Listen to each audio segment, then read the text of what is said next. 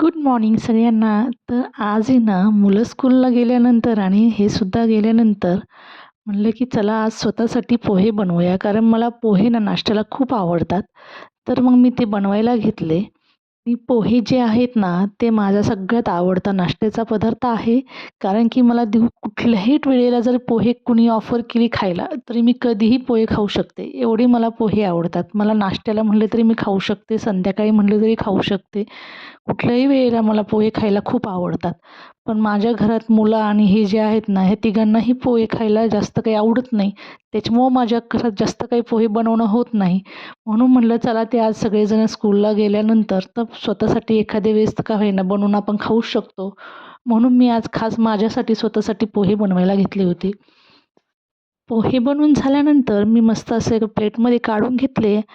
सोफ्यावर बसून गॅलरीतनं व्ह्यू बघत बघत मी असे मस्त अशापैकी पोहे खात बसले होते.